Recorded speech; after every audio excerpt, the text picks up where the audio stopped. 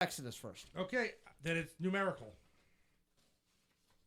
1989. Oh, yeah. Oh, okay. I thought you meant, alphabetical, too.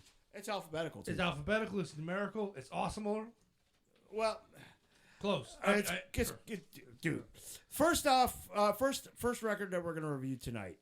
Exodus's third studio album that was released January 30th, 1989. The Wonderful Fabulous Disaster. Fabulous! No official singles were released on this album. However, they did do a video for The Toxic Waltz. Yes. Oh. Okay. And this was the last album with Tom Hunting on drums. Okay. Who is the last original member of Exodus. Really? Gary Holt's not an original member. Huh. Zetro is not an original member. I knew the lead singer wasn't. Right. Yeah. The original singer was Paul Bailoff. Yeah, and they kicked him out. Yeah. I mean, Bailoff was a fucking killer. Bailoff was an animal. But this is the last record with Tom Hunting on drums until 1997 when he came back. All songs were written by Gary Holt except for one. Mm-hmm. And that song is the cover. Yep. So let's get into this. It opens up with a great fucking opener. And this sets the tone wonderfully for the album. The song is called The Last Act of Defiance. Uh-huh. And I learned... What it's about? About the New Mexican prison riot in 1980. Yes, that's what the song is based on. Oh, okay. There was a riot at the New Mexico State Penitentiary in 1980. All I had to do was Google. I did 1980 prison riot. Boom, right there. Yep. Uh-huh. That's what this is about. And he tells the story of they tell the story of what happened during the riot and how guys were choosing to unalive themselves rather than face the consequences when they started cracking down. Okay. It's a fucking brutal song. Great song. Yes, it is. Yes, it is. Hell of a way to start the album. Yes. Yeah, especially that opening verbal. Yes. Yes. The speaking part. Yeah. Yep. Is that from something or No, they just had a guy. Okay. Because I know sometimes, like with Guns N' Roses, did something from Cool Hand Luke. Yeah. Yeah. Sometimes they'll do a movie bite or something. I know if that was. Oh, now I want to watch these documentaries on this fucking prison riot now. Yeah. Great fucking song. Great way to start the record. Now we move on to track number 2. The title track, Fabulous Disaster. Great song. I have no negativity on this album at all. I love listening to it. This is top shelf thrash metal. Yes. I must full disclosure. This is the first time I ever listened to this whole entire album. There are songs on here that I've heard before. Like this song. This is my favorite song off the album. This song is about it's about nuclear war. Yes, it is. And how close we were to fabulous disaster during the Cold War. And forever after, you can hear the laughter. The world's being plastered by an evil bastard, exterminating faster, devastating plaster, fabulous disaster. I just love the way they throw fabulous disaster in there. I just remember listening to this in my bedroom at one point, and call Dr. Ruth to give her a big screw. Yeah. When the bomb comes falling down. Great fucking song. Gary Holt is he's a lyrical genius and a musical genius. I got nothing but love for Gary Holt. Whether it's with Slayer, whether it's with Exodus, whether it's whatever he wants to do. Yeah. That motherfucker could play for Miley Cyrus and I would be down. I don't think Gary would do that. He might. You might, Rabbit. You might. Okay, next. We have the song that everybody knows off of this album. Yes. The Toxic Waltz. To this day, it's usually Exodus's closer. Was it this time we went to see him? No. Okay. No, they didn't close with it. I forget what the hell they closed. What the fuck did they close with this time? Bonded by Blood? No, they did Bonded by Blood, I think, second. Okay. Because Bonded by Blood usually comes early, and then last or next to last, they will always play the Toxic Waltz. I know we've seen Exodus a number of times. Yes. You want to get people fired up and get them to start moshing and hitting and swinging and jumping around? Well, this is just the fucking instruction for it. Did we see Exodus at the temple? Yes. Okay. This song is a love letter to mosh pits. Yes, it is. It's one of the few. Yeah, it's a love letter to mosh pits, and it's still now. This album it was released in 1989. Okay, so this album is 35 fucking years old, and this song still makes people lose their shit. Mm-hmm. We just saw Exodus a few months ago, and they had the entire floor of the fucking Wind Creek going nuts. I don't fucking doubt it. This is like I said. I wish I could have been in a position to see it. Oh, I was. I mean, I was down like nearly. I was trying to look around to see what was going on. It was beautiful. I know. Fucking beautiful. It made me envious. I wanted to be a young man again. But fuck, it is a love letter to the mosh pit. Mm-hmm. Everybody's doing the Toxic Waltz. Good, friendly, violent fun in store for all. Get up off your ass in Toxic Waltz. If you hit the floor, you can always crawl. Yeah. Yep. What the hell's the line? Something about you'll be in traction. Too much action may leave you in traction, That's so it. you better get insurance no matter your endurance. That's it. Yes. Flailing round and round in your injury-bound waltz it up the pit is it. Anyway, moving on. Next is the cover. And I never, ever would have thought until I heard this, because I was familiar with the song from the Cheech and Chong movies. Yep. Okay. And then you get this. And then, now I had this album back in high school. Mm-hmm. And then I hear that intro, and I'm like, are they seriously doing fucking Lowrider? Mm-hmm. And they do Lowrider, and it works as a thrash song. Yeah. That riff lends itself so well to being a thrash song. Yeah. Which is, I mean, I think around this time you'd have Suicidal Tendencies. Yeah. Would have really captured like the Latino market in the Bay Area. Yeah, they would have.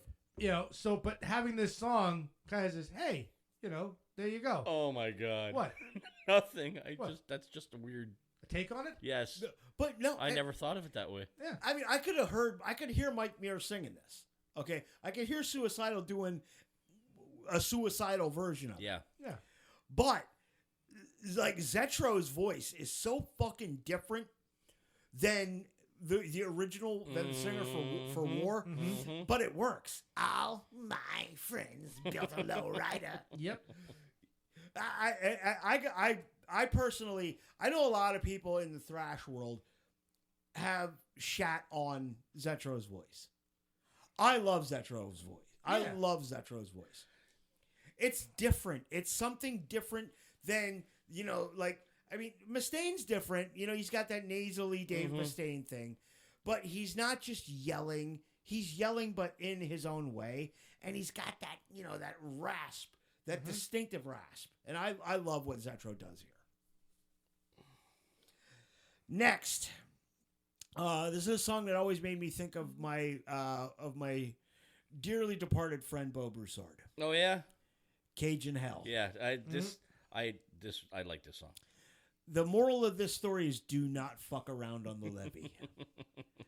you know, because you may find yourself gator food. All right. Well, I enjoyed just the Those music. raging Cajuns will fuck you up. Oh, dude.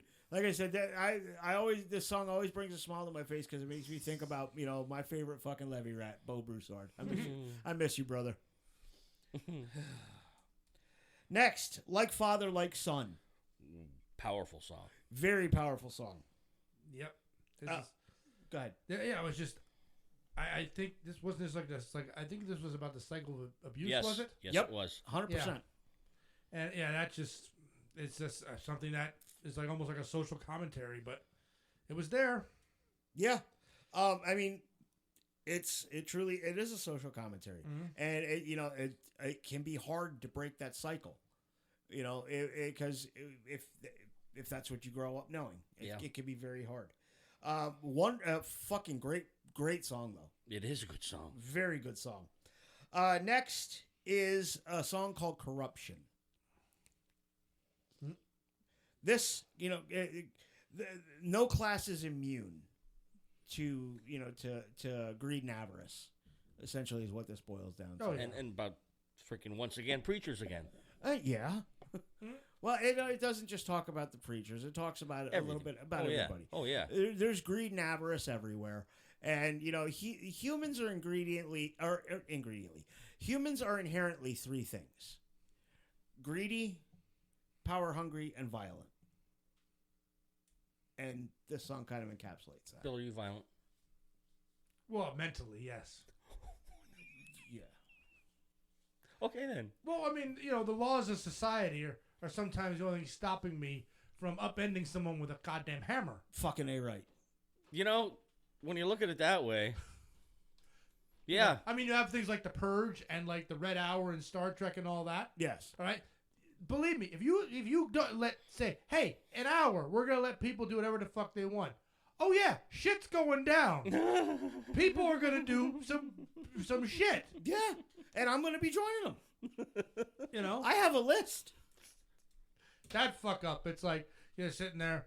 All right, between 10 and 11, you can do whatever you want. Fuck. Where's the list? Shit. Ah, shit. Hey, I need to print that out. All right, next we have verbal razors. I actually did a search on this when I listened to it. Because I'm thinking, who the fuck pissed him off so much?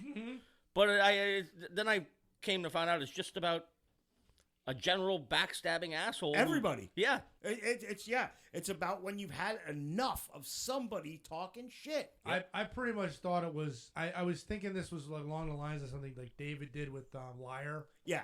Like, yeah, somebody upset you enough. Yes. That I'm gonna put pen to paper. You know. But maybe was this one by Holt? They're all written by Gary. Maybe Holt. Somebody really upset Holt. Or a bunch of people that finally just went, oh, fuck this shit. Yeah. Yeah. Yeah, this is, when you've had enough and you call people out on their bullshit. Yeah. And the final track of the record, I didn't count the AC/DC cover on the expanded edition. Was it AC/DC cover? Yeah. It was, and I never heard that song by AC/DC. When I was listening to it, I said, that sounds like AC/DC. What was the Overdose. Overdose. That's it. Yep. Okay. Holy shit. The final track that I have is Open Season. Yes. Very simple message. There is no fucking mercy for those who don't deserve it. No. And wonderful song. Wonderful album from top to bottom. Yes. It was high school all over again. Yeah. It was sitting at that lunch table with you and the sleaze. Alleged sleaze. That's what his nickname was. Yeah. He was. But all right. What's your final thoughts, Jim? Like I said, first time I listened to it, there's not a bad song on this album at all. Right. The only thing, and I hate to say this because you said you enjoyed his singing, it's the only thing I don't really like about Exodus is the voice. It's kind of, it almost sounds like overkill, but it's a slightly askew. Yeah. Yes. Yeah. I'm going an 8. Okay. 9.5. Okay. And that's only because I like the original version of Lowrider a bit better. Okay. I do like Well, look, I mean, it's just the truth. If there's any song that I like, I don't need to listen to on this album, it'll be Lowrider. I can see where you're coming from. Yeah. Because I love War's version of Lowrider. Yeah. But I also love Exodus's version of Lowrider. I'm going to give this album a 9.5 as well. This, to me, is nearly the perfect thrash album. Roll your fucking eyes at that. Now, my final thought on this is it is now officially the Big Five. Metallica's still fucking out. Exodus has joined the party. Wait. So Last week we kicked out Metallica in favor of Overkill. Okay, I'm just like, wait a minute. 1, 2, 3, 4, 5. I plead the fifth. Another one that can't count. But fuck you. I'm never gonna live that fucker down. But now, it's now the Big Five. Metallica is still out. The Big Five, Exodus joins the party. Nearly the perfect thrash album. Yeah. Nothing bad to say about it. No, not me neither, really. It's just Chef's kiss.